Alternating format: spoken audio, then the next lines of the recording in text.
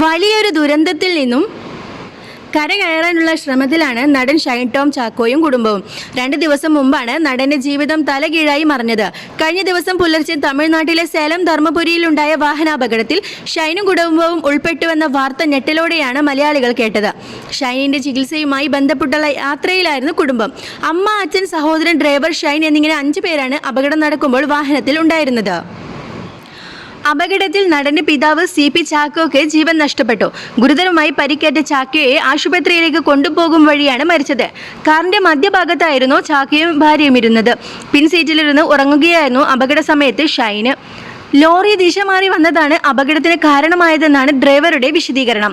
ഷൈനിന്റെ കൈക്കും അമ്മയുടെ ഇടുപ്പിനുമാണ് പരിക്കേറ്റത്. തൃശൂരിലെ ഒരു ആശുപത്രിയിൽ ചികിത്സയിലാണ് ഷൈനും അമ്മയും.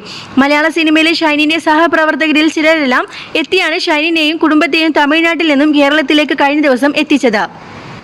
അതേസമയം നാളെയാണ് ചാക്കോയുടെ സംസ്കാര ചടങ്ങ്.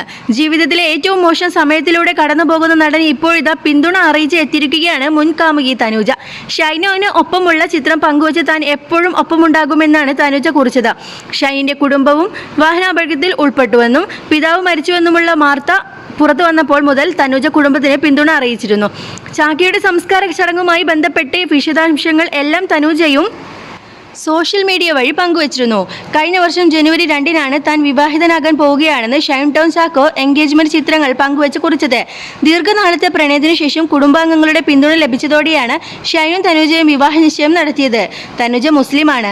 സിനിമയിൽ സജീവമാകും മുമ്പ് ഒരു തവണ ഷൈനിന്റെ വിവാഹം കഴിഞ്ഞതാണ്. ആ ബന്ധത്തിൽ ഒരു കുഞ്ഞും നടനുണ്ട്.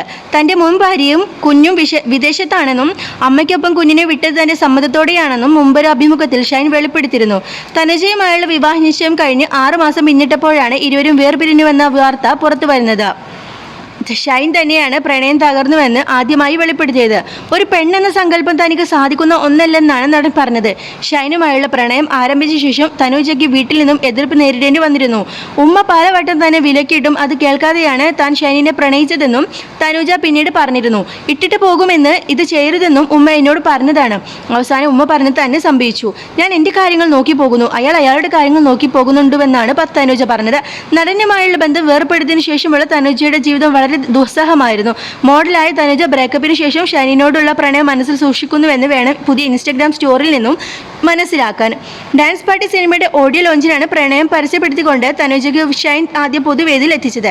കുറച്ച് നാളുകൾക്ക് ശേഷം എൻഗേജ്മെന്റ് ഫോട്ടോകളും പുറത്തു വന്നു. നാളെ രാവിലെയാണ് ഷൈനിന്റെ പിതാവിന്റെ സംസ്കാരം.